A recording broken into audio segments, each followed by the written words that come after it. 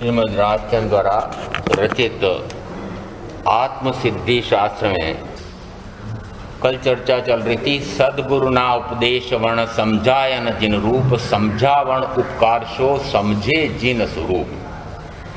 सदगुरु के उपदेश के बिना समझ में भी नहीं आता है। सदगुरु के उपदेश से किसका उपकार माने, क्यों उपकार माने। सदगुरु ना उपदेश वर्ण समझाय न जिन रूप, समझा वर्ण उपकार शो, कि उनके समझने से उनका उपकार किस कारण कहा गया है, उनका उपकार क्यों है। तो कहा समझे जिन स्वरूप, कि उनके उपदेश से ही जिनेश्वर परमात्मा का, जिनेश्वर का, जिन का स्वरूप समझ में आता है। और जिन का स्वरूप समझ में आता है तो निज का स्वरूप समझ में आता है। और निज पद जिन पद एकता जिस समय समझ में आ जाती है, एकाकार होता है, उस समय कहा कि ये मेरे परम उपकारी गुरु जिन्होंने मुझे उन परमात्मा से मिलन करा दिया है। कहा जाता है जब तक ऐसे सदगुरु न मिले तब तक समझ में आना भी कठिन है। क्यों कहा। आचारांग सूत्र, व्याख्या प्रज्ञप्ति सूत्र, स्थानांग सूत्र, कितने आगमों में सदगुरु की महिमा का गान किया गया है कि सदगुरु के बिना तो तत्व का स्वरूप, आत्मा का स्वरूप समझ में ही नहीं आ सकता है। कहा गया है कि आत्मा, परमात्मा, लोक, ये रहस्य है। जब से कहें कि कब से प्रारंभ हुआ होगा तो महावीर तो मानते हैं कि अनादि से लोक है।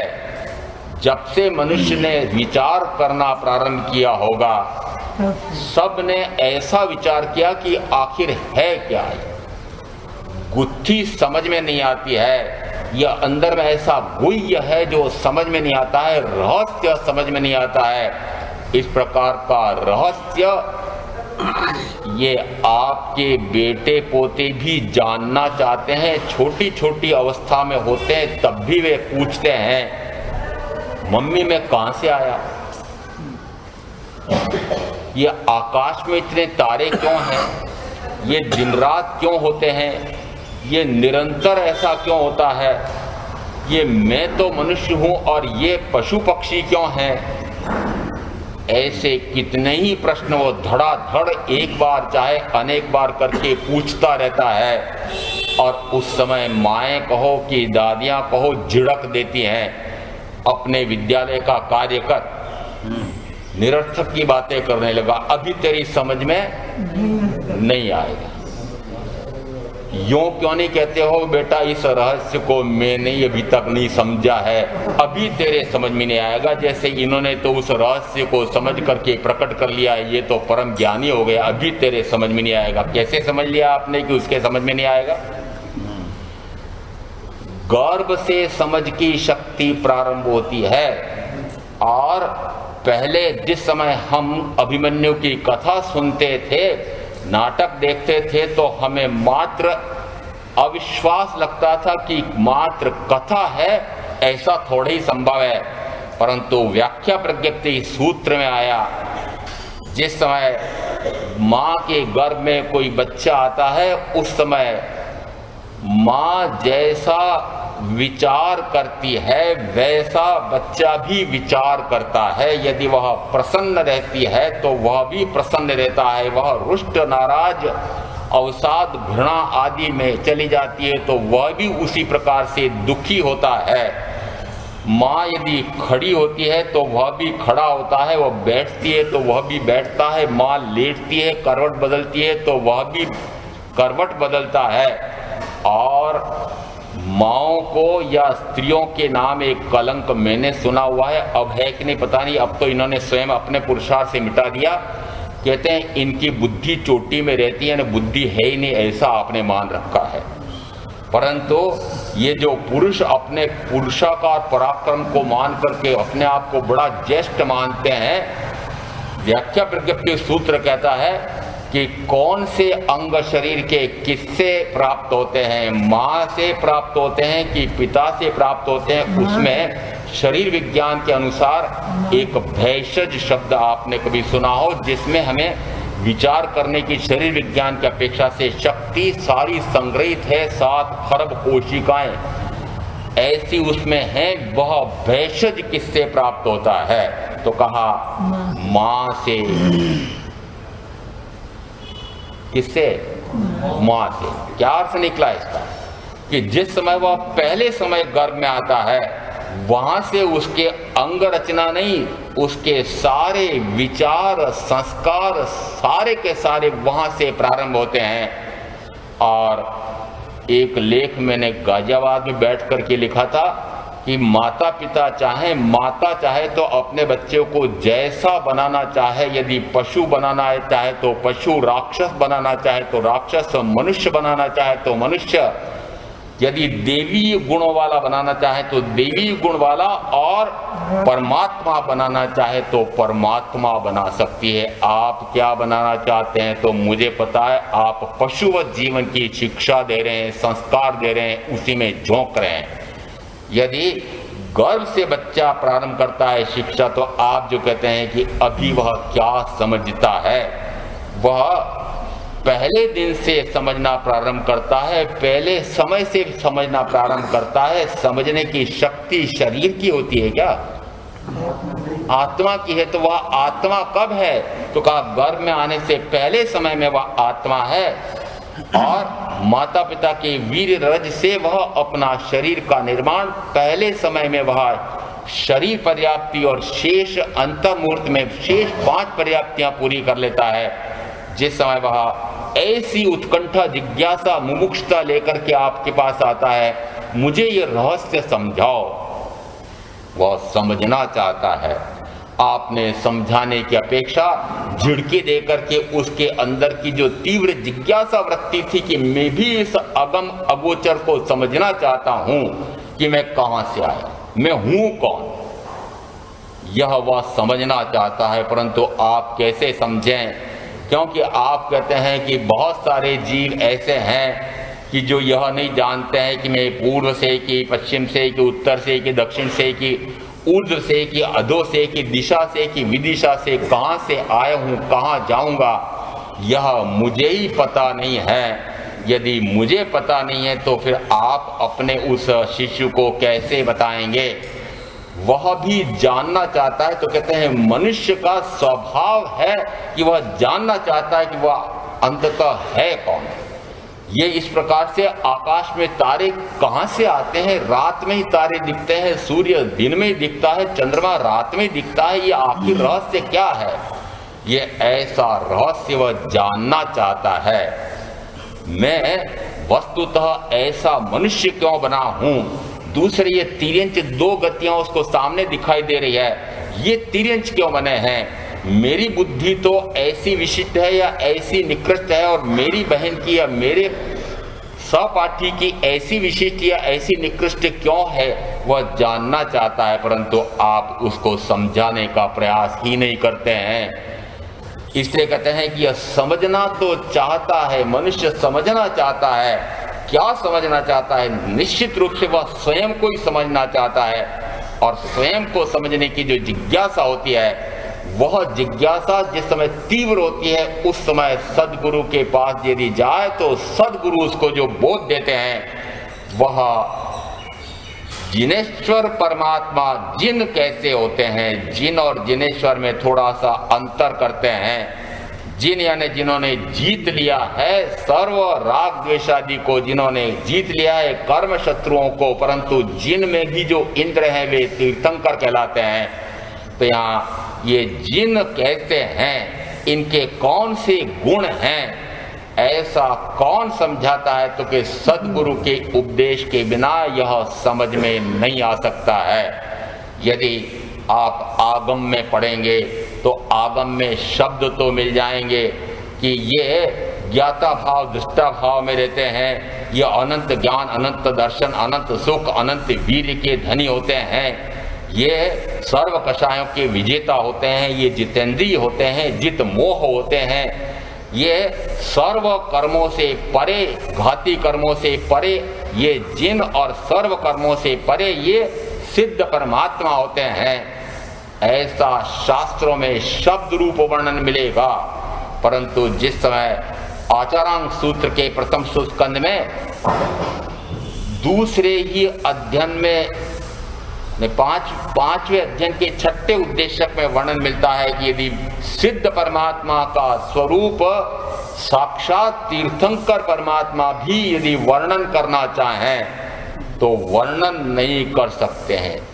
और ये अरिहंत तीर्थंकर परमात्मा जो सर्वज्ञ सर्वदर्शी अनंत ज्ञानी हो गए हैं, वे अनंत ज्ञानी भी क्या सिद्ध परमात्मा के गुणों का बखान नहीं कर सकते? क्या इतनी क्षमता भी उनकी नहीं है? कर सकते हैं कि नहीं? इधर बता दो भाई।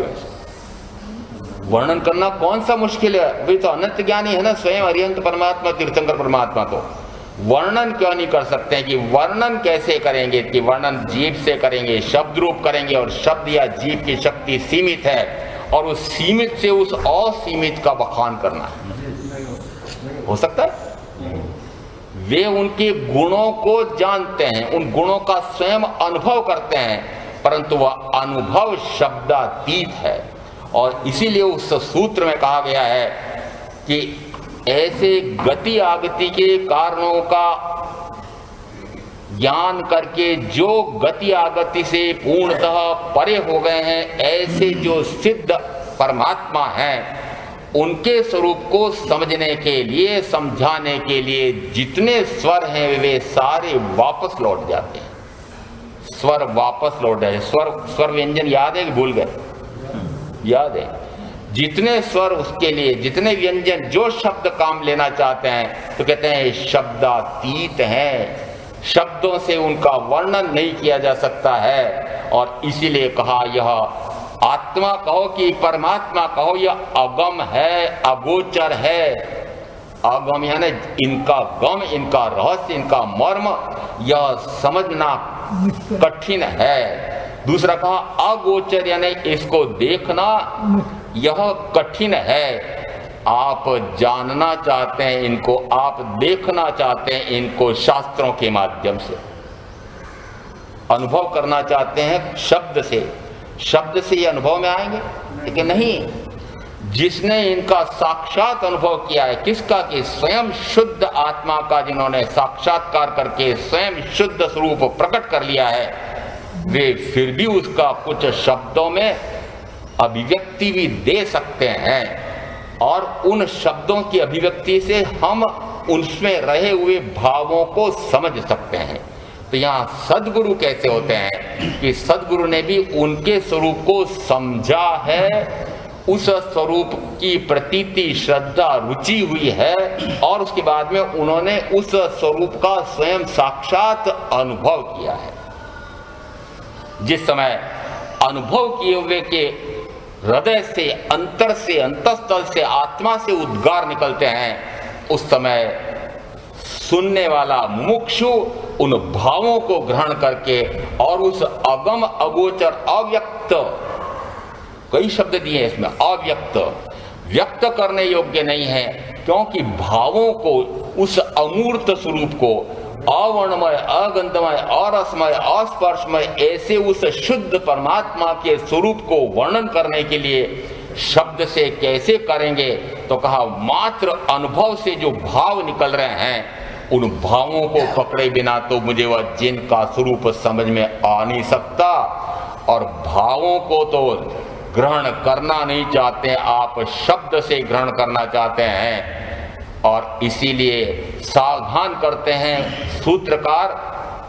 उत्तराजन सूत्र में कहा नो इंदी गेज्जा अमुत्त भावा भी हो निच्चो। अमूर्त भाव को इन मूर्त इंद्रियों से ग्रहण नहीं किया जा सकता।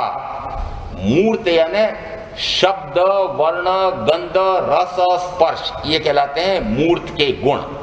यहाँ शब्द को ग्रहण किया जा सकता है कान से आदि। यदि जिसमें शब्द से स्पर्श नाम के गुण ही नहीं हो, उसमें शब्द से स्पर्श को ग्रहण करने वाले इन इंद्रियों से कैसे ग्रहण करेंगे?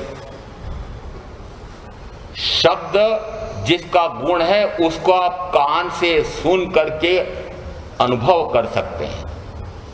यदि उसका रूप है, रंग है, तो आंख से देख सकते हैं, परंतु जो अरूपी है उनको, अमूर्त है उनको, उन अमूर्त को क्या आंख से देख सकते हैं? नहीं।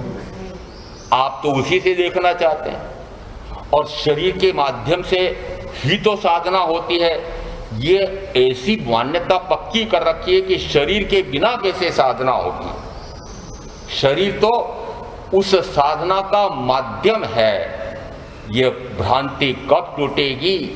मात्र इतना सा मान सकते हैं कि जिस समय मनुष्य का भाव मिलता है उस समय बौद्धिक शक्ति, बुद्धिमत्ता, शब्द रचना, मनुष्यों ने एक ऐसा आपसी समझौता करके तय कर लिया कि यदि मैं अमुक भाव व्यक्त करूं तो हे श्रोता यह अर्थ समझना, ऐसे सब ने मिलकर के तय किया हुआ। इस कारण से कहा जाता है कि मनुष्य के पास इस प्रकार की बाह्य अपेक्षा से शक्ति विशिष्ट हो गई है, और इसलिए कहा कि मनुष्य भाव से ही मुक्ति का मार्ग प्रारंभ होता है। सम्यक स्वरूप, सम्यक ज्ञान, सम्यक दर्शन समझना भी मनुष्य भाव से। यहां से आगे फिर मनुष्य का या शरीर का महत्व नहीं है, इससे आगे महत्व नहीं है।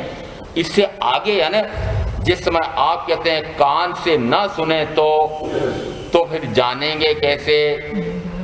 जिसके कान भी नहीं है, आंख भी नहीं है, वे जिसके और इंद्रियां भी नहीं हैं, और कहूं तो कहें कि शरीर ही नहीं है, वे जानते हैं कि नहीं, देखते हैं कि नहीं? कैसे देखते हैं? शरीर तो है ही नहीं, आंख तो है ही नहीं, कान तो है ही नहीं, और शरीर नहीं है तो कान नहीं है, तो फिर कैसे सुनते होंगे, कैसे देखते होंगे?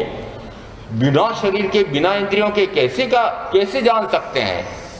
प्रमाण इसलिए देना पड़ता है कि चाहे सिद्ध परमात्मा कहें, चाहे अर्यंत परमात्मा कहें, इनको इंद्रियों से बिना मात्र आत्मा के ही ज्ञान से आत्मा का ही ज्ञान होता है। वस्तुतः जिस समय ऐसा मुझे लगता है कि मैं इन इंद्रियों से जान रहा हूं, उस समय भी इंद्रियां तो मात्र यंत्र रूप कार्य करती है, और जानने का कार्य तो वह जानने के गुण वाला आत्मा वही कर सकता है। और इसको उदाहरण के रूप में समझना चाहें तो शव के पांचों इंद्रियां लगी हुई हैं, परंतु वह न तो कितने ही व्यक्ति उसके सामने विलाप करते हुए, न जाने क्या क्या बोलते हुए आ रहे हैं, न तो वह उनका बोल सुनता है, न उनको देखता है। क्यों भाई? आंखें तो है ना, कान तो है ना, आत्मा नहीं है। तो फिर जानने देखने की शक्ति किसकी थी? कि जिस आत्मा की थी वह आत्मा उसमें नहीं है, इसलिए वह जानना देखना नहीं हो रहा है। तो क्यों नहीं मान लेते हो कि जिस समय ये इंद्रियां हैं तब भी जानने देखने का कार्य तो वह आत्मा ही करता है। तो आत्मा की शक्ति से ही अपने आप को जानना है। आत्मा की ज्ञान गुण से आत्मा को जाना जाता है, आत्मा के दर्शन गुण से आत्मा को देखा जाता है। और इस अपेक्षा से कहा कि जिसने इस प्रकार से आत्मा को जाना है, देखा है, अनुभव किया है, ऐसे सद्गुरु वे जिस समय जिन्होंने पूर्णतः इस आत्मा को जान लिया, पूर्णतः आत्मा को देख लिया, पूर्णता से आत्मा का निरंतर अनुभव करते हैं, ऐसे जिन या जिनेश्वर, उनका स्वरूप यदि वे बताएंगे तो निश्चित रूप से मुझे वह समझ में आ सकता है, उनके बिना समझ में नहीं आ सकता।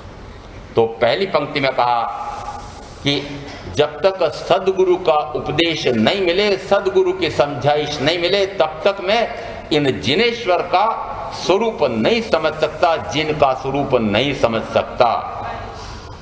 दूसरी पंक्ति में कहा समझावण उपकार शो, कि यदि वे इस प्रकार से समझाते हैं तो फिर उनका उपकार क्यों माने? उनमें कौन सी बात हो गई, क्या कर दिया उन्होंने, उनका उपकार क्या है? उनका उपकार यह है कि उन्होंने मुझे उन जिन का स्वरूप बता दिया है। यदि जिन का स्वरूप नहीं समझाया तो फिर वे उपकारी हैं क्या, फिर वे गुरु हैं क्या, फिर सदगुरु हैं क्या? क्यों? लच्छेदार प्रवचन तो हो सकते हैं ना। आपका तो स्तर ही नहीं है, हम तो शिशु वर्ग के हैं। यह सामान्यतः मुझे कई बार कहा जाता है, हम तो अभी शिशु वर्ग के हैं आध्यात्म में। मैंने कहा ये 10 वर्ष, 20 वर्ष, 30 वर्ष, 40 वर्ष, 50 वर्ष से सुनते आ रहे हैं और आयु में हो सकता है कि 6वां, 7वां, 8वां, 9वां दशक हो गया हो, तब भी ये शिशु वर्ग में ही रहना चाहते हैं या आगे बढ़ना ही नहीं चाहते हैं। अभी शिशु वर्ग में रहने का अर्थ होता है बच्चा, और हमारे यहाँ बाल शब्द कुछ और संदर्भ में भी आया है, बता दूं? बाल यानी अज्ञानी। क्या रहना चाहते हैं? अज्ञानी रहना चाहते हैं।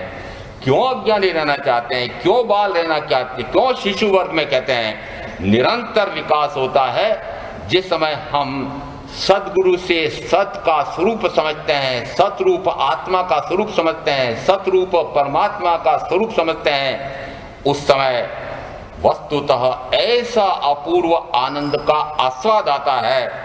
और ऐसा अंदर में उस आनंद की जब अनुभूति होती है तो जिसके माध्यम से अनुभूति होती है उनके प्रति ऐसा समर्पण का अहोभाव आता है, उत्कृष्ट भाव आता है। उनके प्रति इतनी समर्पणता होती है कि बस सब कुछ मैं इनको समर्पित कर देता हूं, मैं इनकी शरण लेता हूं। इनकी शरण तन से, मन से, धन से, सबसे गुरुदेव की आत्म स्वात्म बसे, तब कारज सिद्ध बने, अपनो रस अमृत पावई प्रेम घलो। यानी जिस समय तन से, मन से, धन से, सबसे गुरुदेव की आन स्वात्म बसे, कहां बस जाए? कि गुरु के, सदगुरु के आत्मा में बस जाए। उस समय का तब कार्य सिद्ध बने अपनो, उस समय अपना कार्य सिद्ध हो जाएगा। कौन सा कार्य सिद्ध हो जाएगा? कि उस समय अंदर में ऐसा आनंद, तब कार्य सिद्ध बने अपनो, रस अमृत पे पावई पीवई पे प्रेम घनो। वह अमृत पान, अमृत पान यानी कौन सा? यहाँ वीतराग के प्रवचन को, वचनों को शब्द दिया है वचनामृत।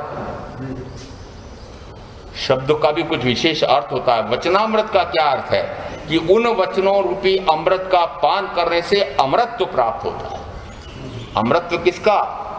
कि मैंने ये मान रखा था मैं तो मरण धर्मा हूं, मरने वाला हूं। सारे के सारे कहते हैं हम तो मरने वाले हैं, तो शरीर है तो मरेगा, शरीर है तो मरेगा, ये नहीं कहते हैं। मरना तो है ही है, क्यों मरना है? अमर हूं मैं तो, मरता शरीर है, मैं तो अमर आत्मा हूं। तो वो अमर आत्मा हूं ऐसा भान कौन कराते हैं? ऐसा ज्ञान कौन कराते हैं? उस अमृत का पान कौन कराते हैं? उस अमृत को प्रकट करने के लिए मार्गदर्शन कौन देते हैं? कौन समझाते हैं? तो कहते हैं ये सदगुरु, इसलिए इनका उपकार मानते हैं। इनका उपकार, मात्र इस उपकार के लिए हम उनका अहोभाव करते हैं, उनके प्रति वंदन करते हैं, स्तुति करते हैं, गुणगान करते हैं, समर्पित होते हैं, सर्वार्पित होते हैं, सब कुछ अर्पित करते हैं कि आपकी कृपा से मुझे ऐसा अमृत प्राप्त हो गया है कि मैं अमृत को प्राप्त हो रहा हूं, अमर हो जाता हूं। इसलिए उनका उपकार मानते हैं। परंतु आपका उपकार, आपका आशीर्वाद, आपकी कृपा, ऐसा जिस समय आप बोलते हैं तो मैं कुछ और अर्थ निकालता हूं। क्यों? क्योंकि जिस प्रकार से आपने उनका आशीर्वाद चाहा था, कृपा चाहिए थी, वह भी मुझे ज्ञात है। आपको गुरु की कौन सी कृपा चाहिए? बताओ, कौन सी कृपा चाहिए? मेरे भगवान, ऐसा एक रोग हो गया है, ऐसा मेरे कोई शोक आ गया है, ऐसे मेरे दुख आ गए हैं, ऐसा मेरा कोई दारिद्र्य आ गया है, ऐसे मेरे इतनी विपरीतताएं हैं, बाधाएं हैं, प्रतिकूलताएं हैं। एक उल्लेख मैंने किसी संस्मरण में पढ़े थे। एक ऐसा ही व्यक्ति आया, बड़े विशिष्ट सदगुरु, उनसे कहा महाराज प्रतिदिन तो आप एक मंगल पाठ देते हैं, आज तो 3 मंगल पाठ देने पड़ेंगे। मेरी घरवाली भी रूठी हुई है और भैंस भी रूठी हुई है, आज दूध नहीं दे रही है, इसलिए 3 बार मंगल पाठ दो। बताओ आप मंगल पाठ किस लिए लेते हैं? वो घरवाली रूठी हुई है तो भी मंगल पाठ। कहते हैं उषक घर जिस समय उन्होंने रचा होगा भद्रबाहु स्वामी द्वितीय ने, उस समय उन्हीं के कोई शत्रु रूप रहे हुए जब देव बन गए तो उन भद्रबाहु स्वामी के भक्तों को दुखी करने के लिए देवों का हमने बहुत जगह ऐसा रखा हुआ है कि देव दुखी करने आते हैं, तो उन्होंने पहचान लिया कि कौन कौन इनके अनुयायी हैं, कौन कौन जिनेश्वर परमात्मा को मानने वाले जैन जिन हैं, इनको दुखी करो और को नहीं करना है। उनको जब दुखी करने लगे तो फिर दौड़े दौड़े आप गए और फिर उन्होंने एक उषक हर नाम का सूत्र बना करके, स्तोत्र बना करके आपको दिया। और उसके इतिहास में मैंने सुना था, पढ़ा था, कहते हैं जिस समय उसका उपयोग करते करते कहां तक करने लग गए कि यदि भैंस बीमार हो गई है तो उषक घर का पाठ सुना रहे हैं। किसको? भैंस को। क्यों? क्योंकि यदि हमारा रोग मिट सकता है तो भैंस का रोग भी तो उषक घर से मिट सकता है। जिस समय पता लगा भद्रबाहु स्वामी को कि अरे ये इस उषक घर वस्तुतः तीर्थंकर पार्श्वनाथ परमात्मा के गुणों की स्तुति है, परंतु इस गुण की स्तुति का उपयोग कहां तक करने चले गए, तो ऐसा कहा जाता है कि उन्होंने उसमें से जो मंत्र शक्ति थी वो खींच ली। क्या खींच ली? मंत्र शक्ति। रात को करीब करीब ये बड़े चले गए वरिष्ठ। आजकल संविधान में एक नया आपके सरकार में नया नाम दिया हुआ है, वरिष्ठ श्रावक तो चले गए, फिर कनिष्ठ श्रावकों ने करीब 4 घंटे तक मुझे मंत्र साधना के बारे में प्रश्न करते रहे, महाराज मंत्र का कोई प्रभाव होता है कि नहीं होता है? नवकार मंत्र महामंत्र है। मैंने तो कभी ऐसा आगमों में पढ़ा नहीं है कि नवकार मंत्र महामंत्र है। मैंने तो यहां तक नहीं पढ़ा कि इसमें लौकिक मंगल भी होते हैं। आप जिन 32 आगमों को पढ़ते हैं, कोई एक आगम निकाल करके एक पंक्ति भी बता देना कि वहां लिखा हुआ है कि नवकार मंत्र से लौकिक मंगल हो जाते हैं। जो जो इसको मानते हो लौकिक मंगल होता है इससे, एक भी जगह इसका उल्लेख नहीं है। यदि आप ऐसा मानते हो, ओम ह्रीम ह्रीम, आगे पता नहीं, आगे नहीं बताऊं, चलो। जिस समय ऐसा करके आप कई प्रकार के उसमें बीजाक्षर जोड़ करके फिर उन अध्यंत परमात्मा को वंदन कर रहे हैं, उस समय वह मंत्र बन जाता है। और मैंने मंत्र की पुस्तक देखी थी जिसमें मात्र नवकार मंत्र के आधार पर कितने ही मंत्र बने हुए हैं। अब जिस समय ऐसे मंत्र को जप करके और फिर उन नवयुवकों में से ऐसे भी मुझे मिले कि मैंने अमुक महाराज से ऐसा मंत्र लिया था, मेरी अमुक समस्या थी, उस समस्या का निवारण हो गया, और आप अलग बात करते हैं। मेरा तो अनुभव है कि उससे ऐसा हो जाता है। तो फिर मुझे पूरा विवेचन करना पड़ा। मैंने कहा यदि मंत्र से ऐसा हो जाता हो तो भगवान महावीर का मूलभूत सिद्धांत कि पूर्वोपार्जित कर्म के अनुसार मुझे सुख या दुख, अनुकूलता या प्रतिकूलता, या मनोज्ञ अमनोज्ञ, बाह्य में जितनी भी अनुकूलताएं प्रतिकूलताएं मिल रही हैं वे मेरे पूर्वोपार्जित कर्म के फल हैं। और यदि उनको वे मंत्र निष्फल कर देते हैं तो महावीर का कर्म सिद्धांत, महावीर ही निष्फल हो जाते हैं, महावीर असत्य सिद्ध होते हैं। इसलिए ये कैसे मान ले हम कि मंत्र से ये हमारे उस कर्म के फल में परिवर्तन हो जाता है, और इस कारण से आप उन मंत्र को देने वाले का उपकार मानते हैं। यहाँ पर सदगुरु ना उपदेश वर्ण समझायन जिन रूप, समझावण उपकार शो, यहाँ कह रहे हैं, प्रश्न किया बीच में कि उनके समझाने का उपकार क्या है। तो कौन से उपकार की बात करते हैं? कि ये जिनेश्वर परमात्मा का निज स्वरूप का जो आपने मुझे समझ दे करके ज्ञान दिया है, इसलिए मैं आपका उपकार मानता हूं। आप उपकार कौन सा मानते हैं? बेटी का विवाह नहीं होने जा रहा था और जिस समय उन्होंने कोई मंत्र दिया, देखो तुम लड़का देखने जाओ, उस समय अमुक मंत्र का जाप करते हुए जाना, मुंह में अमुक वस्तु रख करके जाना और तुम्हारा काम। देखो भाई, मेरे पास तो कोई जादू नहीं है, मैं तो मात्र उपाय बता सकता हूं। मैंने कहा ऐसे समय में क्यों नहीं कह देते हो कि ऐसा करो कि ये वेश तो बदलो और एक बढ़िया दुकान लगाओ, तो लाखों रुपए। उन्हें कहा रे, दुकान लगाने से तो लाखों मिले ना मिले, परंतु इस वेश के साथ यदि मंत्र साधक बन जाए तो करोड़ों रुपए की संपदा भी एकत्रित हो सकती है, तो वेश क्यों छोड़ेंगे? जिस समय उपकार मानते हैं, किसका उपकार मान रहे हैं आप? इसलिए उपकार मानते हैं कि आपके बाह्य में उनको रिद्धि सिद्धि का लाभ मिला। अरे आभ्यंतर रिद्धि सिद्धि का लाभ मिलता है, इसलिए उपकार मानता हूं उन सदगुरु का। और तब वे गुरु हैं या सदगुरु हैं, अन्यथा कुगुरु हैं, गुरु ही नहीं है। यदि आप इस प्रकार से स्वयं अपने आराध्य को, 5 के लिए शब्द आता है परमेष्टि। इन 5 के लिए शब्द क्या आता है? परमेष्टि। परमेष्टि का तो परम इष्ट।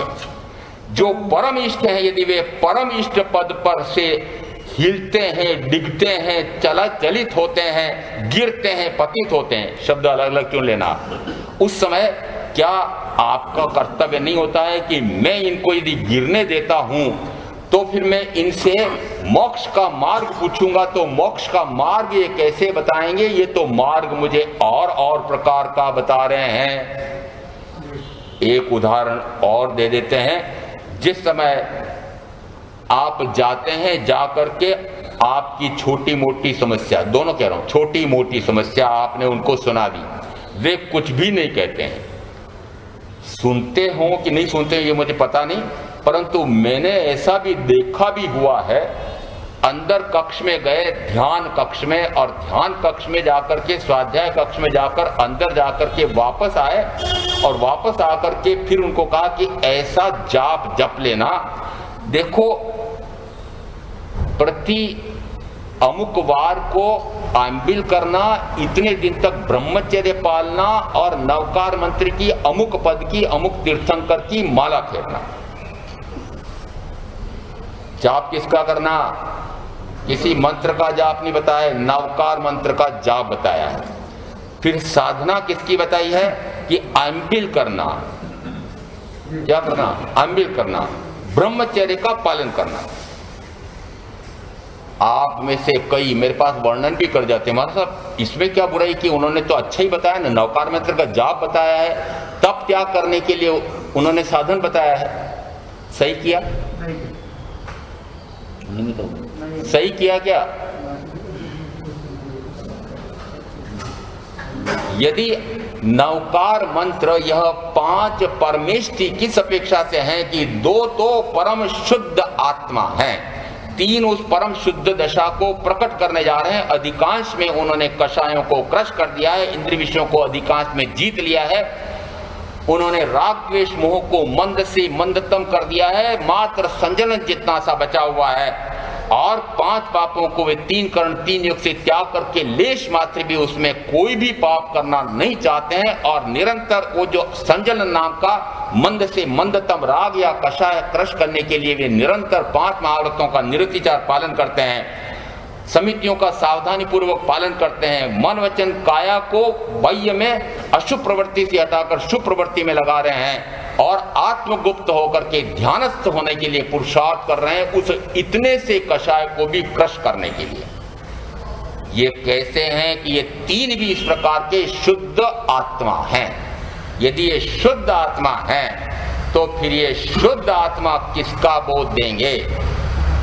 कि मात्र आत्मशुद्धि आत्मसिद्धि का ही बोध देंगे। मैंने यदि संयम लिया है तो मात्र संवर कर्म के आश्रवदारों को बंद करके पूर्वोपार्जित कर्म का उदय आने पर अनुकूल या प्रतिकूल फल मिले, उस समय में उस फल के अनुसार न तो अनुकूल मिलने पर प्रसन्न हो, मजा लूं, न प्रतिकूल आने पर दुखी हूं, आर्ध्यान जाऊं, उस समय कहा जाता है वह कर्म निष्फल होता है। और जब कर्म निष्फल होता है तो कहा जाता है वह उदय में आया हुआ कर्म फल दे करके निर्जीत हो गया, मैं उससे अप्रभावित रहा, आत्म ध्यान में अपने आप में मग्न लीन रहा। तो ऐसे इस चरम परम उद्देश्य के लिए मैंने संयम लिया है। यदि मैंने संवर निर्जरा और ऐसा करते करते मुक्ति के लिए, उस परम पद के लिए, परम मुक्ति के लिए संयम लिया है, तो मेरे पास जो आएगा वो किसके लिए आएगा? रोग, शोक, दुख, दारिद्र्य, 5 इंद्रियों के भोगों के संदर्भ में प्रश्न पूछने आएगा, वो जिज्ञासु कहा जाएगा? मैं वही उपाय बता सकता हूं कि इससे संवर होता है, इससे निर्जरा होती है, इससे मुक्ति होती है, और इससे दूसरा कोई उपाय बताया है तो फिर वह सद्गुरु नहीं है। दूसरा उपाय कौन सा? कि जो शरीर संबंधी उपाय है, शरीर तो साधना के लिए आवश्यक है, परंतु यहां तो उन्होंने इस प्रकार से मंत्र जाप का कहा ना। अरे मंत्र किसका? कौन सा मंत्र? पंच परमेष्टि का। पंच परमेष्टि में से कौन ऐसे हैं कि जो आपका जाप करोगे तो जो आपने समस्या उनको सुनाई थी, उन्होंने कहा कि यदि ये जाप कर लोगे तो वो समस्या मिट जाएगी। उन 5 में से कौन ऐसा है कि जो आपके व्यापार तो बहुत करते हैं पर बरकत नहीं हो रही है? तो बरकत देने वाले इन 5 में से कौन दौड़े दौड़े आएंगे, जरा बताना। कोई आएगा? अरे आप बड़े चतुर हैं महाराज, वे तो नहीं आते हैं, परंतु उनकी सेवा में रहने वाले देव देवी यक्ष यक्षिणी आते हैं। तो फिर मैं कहता हूं कि मैंने ऐसे चापलूस देव देवी पाल रखे हैं कि मैंने कहा भाई जो मेरी भक्ति करता है, जो मेरा नाम जपता है, जाओ जाओ भाई मेरे भक्त पर भीड़ पड़ी है तो जरा उसकी भीड़ का निवारण करना ना, संकट मोचन करके आ जाना। फिर संकट मोचन कौन? हाँ, तो फिर मैं क्या हो गया? अरे कहां से कहां चले जा रहे हैं? यदि मैं ऐसा करने लग जाऊं तो फिर मैं संवर निर्जरा मोक्ष का पुरुषार्थ करूंगा क्या? फिर मेरा उस साधना से मैं विचलित होऊंगा कि नहीं? क्या आगम इसके लिए अनुमति देते हैं? यहां तक आया हुआ है कि यदि वह अपनी आत्म साधना करते हुए भी कोई लब्धि प्राप्त हो जाए, कोई चमत्कार आ जाए, तब वह उसको पता नहीं लगने दे कि उसको इस प्रकार की लब्धि या चमत्कार प्राप्त हो गया है, और फोड़े तो कतई नहीं। इसका अर्थ है कि यदि वह इस प्रकार से अपने भक्तों का भला करने के लिए ऐसी लब्धि या चमत्कार प्राप्त करने के लिए साधना करेगा तो पंच परमेष्टि की श्रेणी में रहेगा, फिर परम आराध्य रहेगा, परम स्तुत्य रहेगा, प्रातः स्मरणीय। महामंत्री जी बोलते हैं उसमें प्रातः स्मरणीय, अष्ट प्रहर स्मरणीय, 8 प्रहर जिनका मैं स्मरण करूं, स्तुति करूं। वंदना में क्या बोलते हैं? आप कैसे हैं कि 8 प्रहर में आपकी स्तुति, आपका गुणगान करता रहूं, ऐसे आप पंच परमेष्टि हैं। फिर ऐसे उनकी स्तुति इस लक्ष्य से हो सकती है जिस समय उन्होंने कहा ऐसा आंबिल का तप, ऐसा ब्रह्मचर्य का पालन करना। अब यहाँ आंबिल तप, यह आंबिल तप किसके लिए? कि आंबिल तप तो रसनेंद्री पर विजय प्राप्त करने के लिए, शरीर की आसक्ति तोड़ने के लिए है, और उस आंबिल तप का जो लाभ आत्मा के परिष्कार के लिए हो सकता था, उसका उपयोग कहाँ कर लिया? तो कि शरीर के परिष्कार के लिए, शुद्धि के लिए, रोग मिटाने के लिए। तो फिर आत्मा का रोग मिटाने के लिए फिर कौन सा उपाय ढूंढेंगे? जिस समय ब्रह्मचर्य की साधना आप कर रहे हैं, ब्रह्मचर्य का प्रश्न व्याकरण सूत्र में इतना विशिष्ट उल्लेख आया हुआ है कि 4 अन्य महाव्रतों में जो संवर का आया हुआ है उनमें तो फिर भी इस प्रकार के फल नहीं आए हैं। अधिक से अधिक कहा है कि उससे उनको स्वर्ग की प्राप्ति होती है, कर्म के आने के द्वार रुकते हैं, स्वर्ग का एक सुख दे सकता है, कई भाव उसके कम हो सकते हैं, परंतु ब्रह्मचर्य के लिए कहा कि वह अक्षय सुख दाता है, अक्षय पद दाता है, सिद्ध पद को देने वाला है, सिद्ध बुद्ध मुक्त हो जाता है। ब्रह्मचर्य का पालन कहां तक फल देने वाला है? कि वह आत्मा को परम शुद्ध करके ब्रह्म जैसी चर्या है वैसी चर्या करके स्वयं ब्रह्म स्वरूप हो जाए, सिद्ध स्वरूप हो जाए, ऐसा ब्रह्मचर्य व्रत या महाव्रत का फल है। उस ब्रह्मचर्य के व्रत महाव्रत को आपने किसमें काम लिया? बाह्य में इंद्रिय विषयों के भोग के लिए, उसमें रस स्पर्शेंद्रिय का भोग भी आ गया। ब्रह्मचर्य की साधना किसके लिए की? और इंद्रिय विषयों के भोग, और इंद्रिय विषयों में एक ही है क्या? पांचवी इंद्रिय का भी भोग।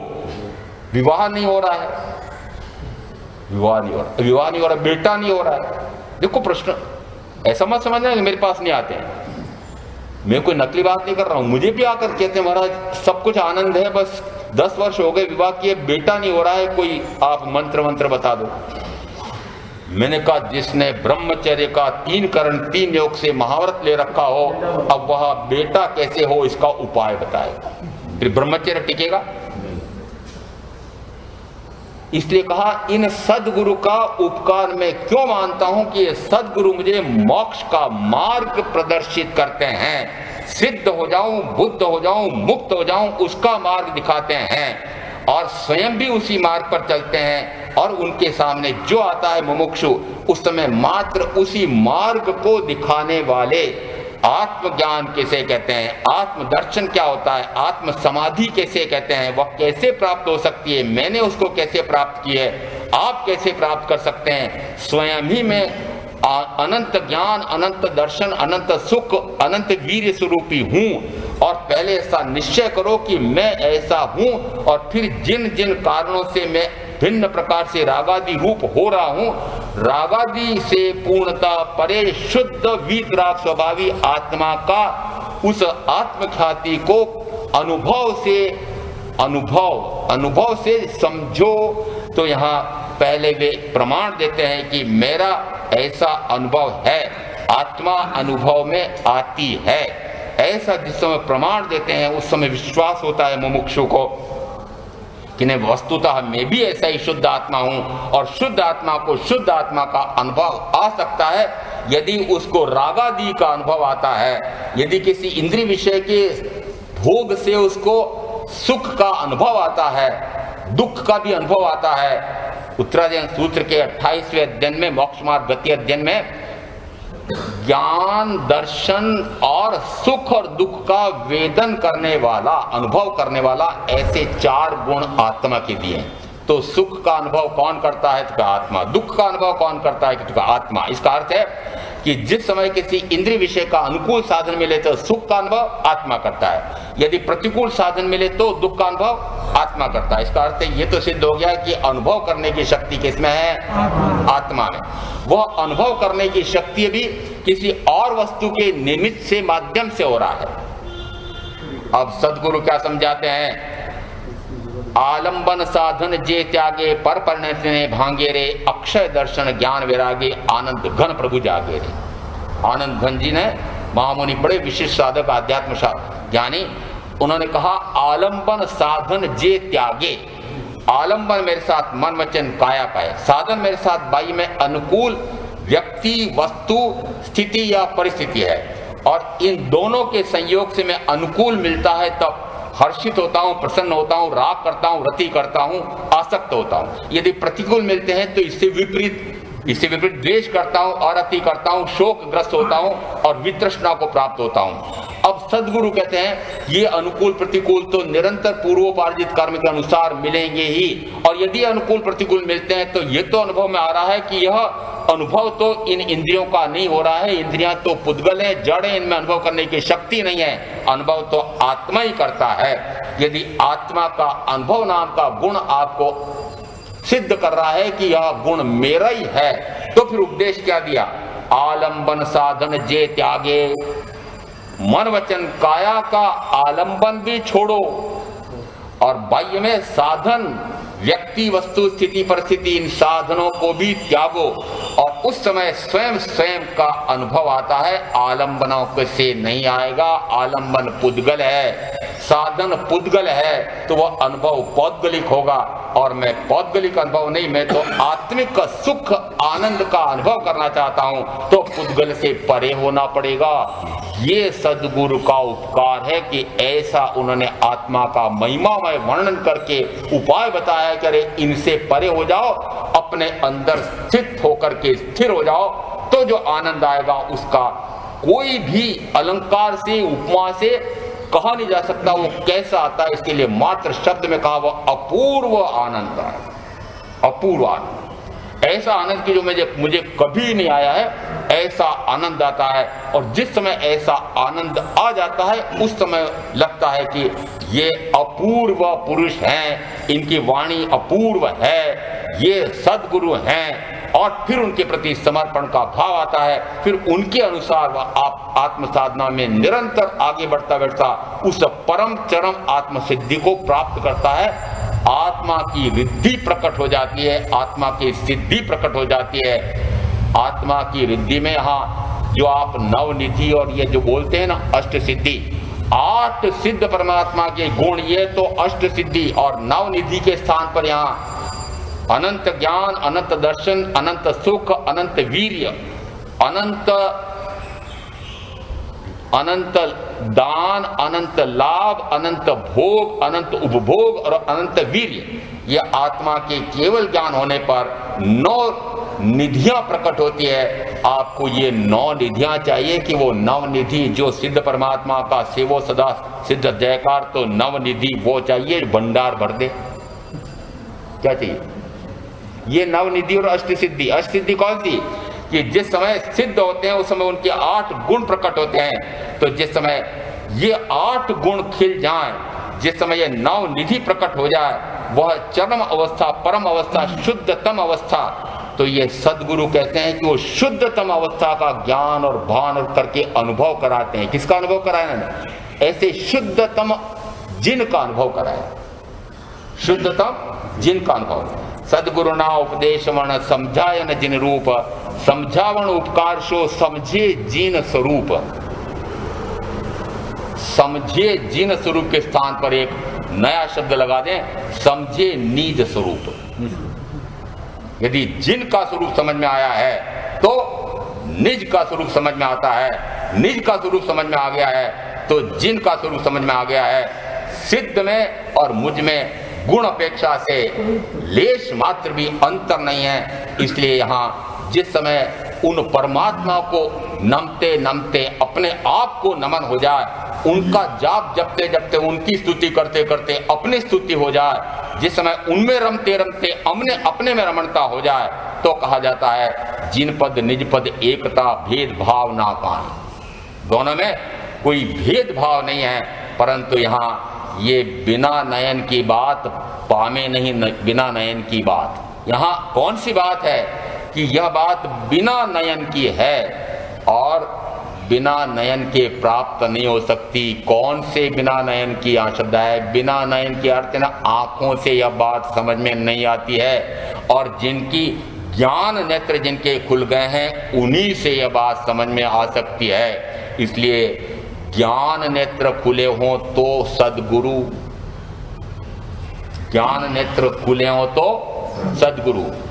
आप वह 8 चक्रों की सिद्धि करने बैठो और एक तीसरा नेत्र खुल जाए, आज्ञा चक्र खुल जाए, सहस्त्रार चक्र खुल जाए, कुंडलिनी ठेठ सहस्त्रार चक्र में पहुंच जाए, तो ऐसा कहा जाता है वो तीसरा नेत्र खुल गया। यदि आप ये चक्रों की साधना करने बैठे तो फिर वही शरीर में चले गए। कौन सी साधना करने बैठ गए? चक्रों की साधना। मुझे ऐसा लगता है कि ये चक्रों की साधना, ये हमारे जैन साधु साधु चक्रों की साधना में कैसे लग गए? अरे शरीरी भाव, यहाँ शरीरी भाव से, शरीर के चिंतन से, शरीर से तो दृष्टि हटानी होती है, तब जाकर के आत्मा में दृष्टि होती है। और ये सदगुरु सीधे आत्मा में दृष्टि कराते हैं, शरीर से दृष्टि ही हटा देते हैं। और शरीर से दृष्टि है तब तक आश्रव बंद है। क्यों? क्योंकि शरीर पुद्गल है, और पुद्गल होने से उस पुद्गल के अनुकूल और प्रतिकूल होने पर, उसके वर्ण गंध रस स्पर्श बदलने पर, सड़ने गलने नष्ट होने पर मेरे ऊंचे नीचे भाव होते हैं। कभी अनुकूल होता है तो उसमें राग आता है, प्रतिकूल होता है तो उसमें द्वेष होता है, अनुकूल होता है तो रति होती है, प्रतिकूल होता है तो अरति होती है। न जाने कब कैसे मेरे ऐसे भिन्न भिन्न प्रकार के संकल्प विकल्प उठते रहते हैं। किसके कारण से? शरीर पर दृष्टि है तब। और शरीर पर से दृष्टि हटे तो कि शरीर फिर किसी कोई काटे, कि कोई छेदे, कि कोई भेदे। क्या शरीर में चाहे गर्म हो जाए, चाहे ठंडा हो जाए, चाहे रक्तचाप ऊंचा हो जाए, चाहे रक्तचाप नीचा हो जाए, यह मुझ में नहीं हो रहा है, यह मुझ में नहीं हो रहा है। ये किसका स्वभाव है? यह स्वभाव शरीर का स्वभाव है। मैं इसके साथ हूं तब तक इसमें पूर्व कर्मों के कारण से उसी के उदय में ये ऊंचा नीचा होता है, और पूर्व के कर्म के कारण से शरीर के माध्यम से जिस समय ऊंचा नीचा होता है, रक्तचाप ऊंचा नीचा होने लग जाए, नाड़ी धड़कन बढ़ जाए, हृदय या कंपन, हृदय की धड़कन बढ़ जाए, या फेफड़े धोकनियां तेज चलने लगे, उस समय क्या होता है? ध्यान साधक बताए, ध्यान जाता है ये उस तरफ। यदि उस तरफ ध्यान जाता है तो कहो ये मुझ में नहीं हो रहा है, यह तो शरीर में हो रहा है, पूर्व कर्मों का फल है, और मैं कर्म फल रूप नहीं हूं, मैं कर्म रूप नहीं हूं, मैं कर्म चेतना रूप नहीं हूं, कर्म फल चेतना रूप नहीं हूं, मैं मात्र ज्ञान चेतना रूप हूं, मैं मात्र दर्शन चेतना रूप हूं, मात्र जानना, मात्र देखना, ऐसा मेरा स्वभाव है। ऐसा जिस समय ज्ञानी बोध देते हैं, जो बोध उनका है उसके अनुसार वह मात्र कर्म फल और कर्म से पूर्णतः परे होकर के जब वह मात्र ज्ञान चेतना रूप में, दर्शन चेतना रूप में अपने आप को जानने, अपने आप को देखने में लगता है, और उस समय अपूर्व आनंद का आस्वाद आता है, तो उनका अपूर्व ऐसा भाव, अहो भाव उनके प्रति आता है, ओ भगवान आपका उपकार है। वह उपकार मानना है, भिन्न प्रकार से यहां अर्थ नहीं लेना।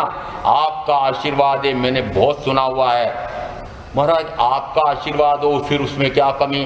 और कभी कहें देखो इनके आशीर्वाद से पहले जब आए थे यहाँ, उस समय तो 1000पति थे। अब यहाँ वाले अपना जोड़ो तो भली जोड़ो, मुझे पता नहीं हो, मैं तो कहता हूँ ऐसा। ये आए थे तब तो 1000पति थे। अब जितने 1000 में इन्होंने भूखंड लिया था, भवन लिया था, उतने 1000 करोड़ का हो गया है। देखो ये भगवान आपकी कृपा से, किसकी कृपा से? आपकी कृपा से 1000पति 1000 करोड़पति हो गए। किसकी कृपा से?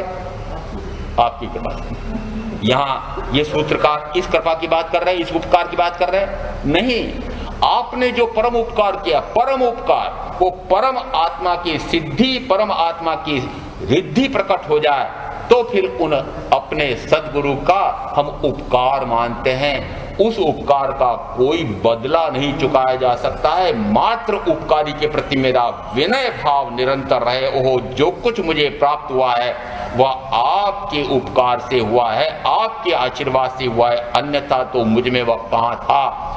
मैं तो निरंतर 5 इंद्रियों के भोगों में रत था, कर्म का बंद कर रहा था, चतुर्वृत्ति में जन्म मरण का दुख उठा रहा था। आपने मेरा सारा दुख मिटा करके परम सुख का मार्ग बता दिया। मैं अधिकांश इस परम सुख को प्राप्त कर रहा हूं, आनंद में विहरण कर रहा हूं, इसलिए मैं आपका उपकार मानता हूं। ऐसा उपकार, ऐसा यहां इस गाथा का अर्थ है, सदगुरुना उपदेश वर्ण समझायन जिन रूप, समझा वर्ण उपकार शो, यानी समझाने का उपकार क्या कि वे जिस समय समझाते हैं तो यह समझ में आ जाए कि ये जिन का स्वरूप ऐसा है, निज का स्वरूप ऐसा है, तब उपकार मानते हैं।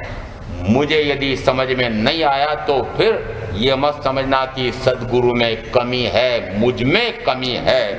क्यों कि यदि आप सदगुरु में कमी ढूंढेंगे तो फिर मैं परम सदगुरु तीर्थंकर में कमी ढूंढने बैठूंगा।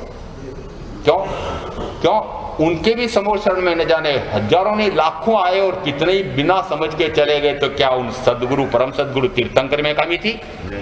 तो उस समय यदि उन्होंने तो उपाय बताया था, गुरु भी उपाय तो बताते हैं, परंतु आप सफल नहीं हो रहे हैं, तो मानो कि आपके पुरुषार्थ में, आत्म पुरुषार्थ में कमी है। जिस समय कर्म से आप परास्त हो रहे हो, फिर आप जाकर कहें भगवान क्या करूं, कर्म का उदय तीव्र था, तो फिर वो गुरु कहेंगे अरे तीव्र था तो तीव्रतर पुरुषार्थ क्यों नहीं कर लिया, तीव्रतर पुरुषार्थ करो वह कर्म परास्त हो जाएगा। ऐसा मार्ग बताने वाले ऐसे सदगुरु का उपकार मान करके जो साधना में आप करेंगे उनका अवश्य कल्याण होगा। ओम शांति।